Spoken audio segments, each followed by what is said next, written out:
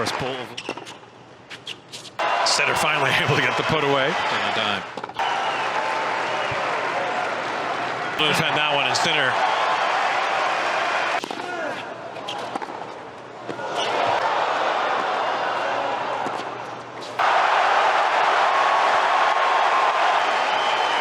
Incredible from both of game.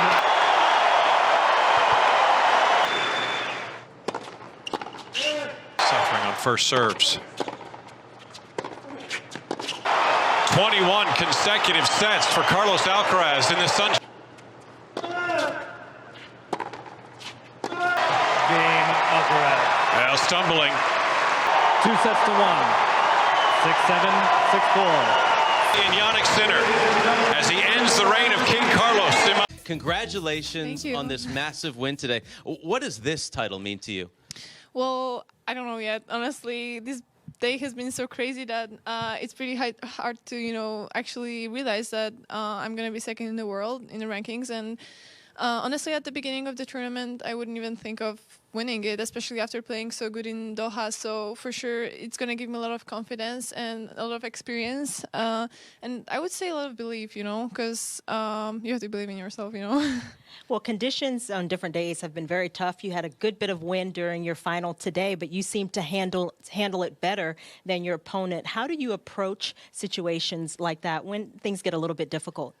Still, I'm not an expert at playing in the wind because it's not like we have a lot of opportunities to do that, But for sure today, I felt like I kind of can't play 100% of my tactics that I had. I had to adjust a little bit more and sometimes even just push the ball back in and play really safe because I was feeling that the first one that's going to take more risk is going to miss. So for sure, you want to balance that with as well being aggressive and putting pressure on your opponent. So it was pretty tough today. And that was the first match I got to play in conditions like that. So yeah, pretty crazy, but I'm so happy that I made it. Well, this is your 5th final that you've won in straight sets, and especially with everything on the line going for world number 2 and such a big title, how do you manage the moment, in each of these matches, these huge matches, and come through with the win?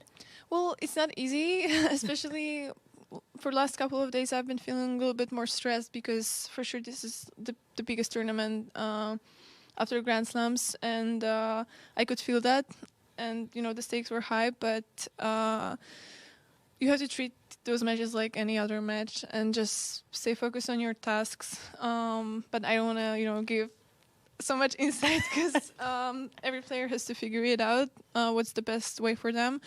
But for me, just staying focused and really continuing what I was doing on the first matches, is the key. It's been like that for you all year, it seems like. I mean, you've been playing so well. Obviously, you won a major pretty early. But then this year, to be able to win 11 matches in a row, 2 back-to-back 1,000 titles, what has worked best for you over the past month? Well, I think I would say balancing my tennis and also being able to rest because the schedule is tight. And also, the thing that I mentioned at the beginning, the belief and I've been working pretty hard even last season, and some losses were pretty disappointing. So I feel right now the hard work is actually paying off, and I'm going to continue, doing that. But for sure, the consistency that I wanted to reach last year, I reached it on some level, but this year I can play even better and play finals regularly. So it's amazing for me. We saw after the match, Iga, you were able to see Rafa as he was coming onto the court, and you were leaving the court. Give him a little high five. We know you've been able to practice with him in the past. How has that friendship evolved? I don't know if it's a friendship, honestly, because still, being able to talk to him, it's an amazing experience for me. It's a dream come true. For sure, he's a huge inspiration, especially his Australian Open final that I watched on the stands. It was unbelievable, and he's the guy that never gives up. And I would want to have the same amount of belief in myself, and also really keep pushing no matter what. So I think he's a role model for many people, you know. But for me, I'm just his huge fan. And you're turning into a role model for a lot of folks as well. Świetna Świątek. I just learned that today. Excellent Świątek, right? Yeah. Is that correct? Yeah. Congratulations on the win. Thank you. Keep it up, and look forward to seeing you in Miami. Thank you very much. See you there.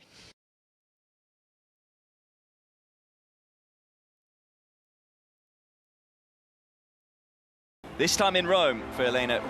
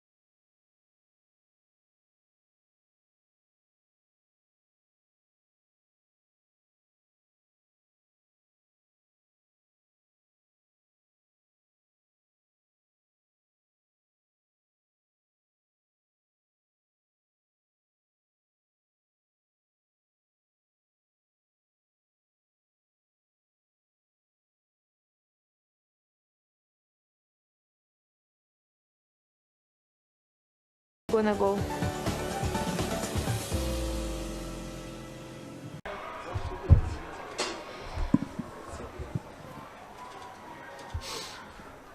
Novak, welcome back to Rome. How much do you know about your opponent tomorrow, Echeverri? He's posted a few funny things about catching up in the rankings. Great to be here in Rome, thank you. I don't know much about him. I've watched him play several times. I've seen also his posts on decreasing the deficit in the points between us. So I wish him all the best. I think he seems like a very nice guy, coming from a country that has lots of tennis success, and he looks like a very hard worker, fighter on the court. I wish him all the best, except tomorrow night. Questions? Please raise your hand and introduce yourself. Andrew Danf, Associated Press. Hi, Novak. How are you feeling physically? Is it the right elbow that kept you out of Madrid, and is that still bothering you at all? Somebody said something during training the other day or something, maybe? No, it's all good. It's all good. I mean, there's always some things here and there that bother you on this level. It's normal. Also, when you're not 25 anymore, I guess, you experience that a bit more than what used to be the case, but takes a little bit more time, I guess, to recover. But I feel good. I miss competition, so I love playing in Rome. Historically, throughout my career, Rome has always been a very nice tournament for me. Had plenty of success, won it many times, and played also quite a few times in the finals. My most successful clay court event, and the biggest one coming into French Open. So hopefully it can serve as a great springboard for me for what's coming up in Paris, where I want to play my best. You and Carlos have this is the first tournament you've both been in this year. So just wondering what it's been like having almost like a long distance rivalry where you've traded number ones, you've won, you've both kind of dominated your opponents. Sounds very romantic. But you haven't played each other, at all in over a year. Yeah, it is. I mean, it's strange that we haven't been in the same draw since the beginning of the season, but due to the circumstances on both sides, that didn't happen. I mean, he's going to be number one after this tournament, whatever happens.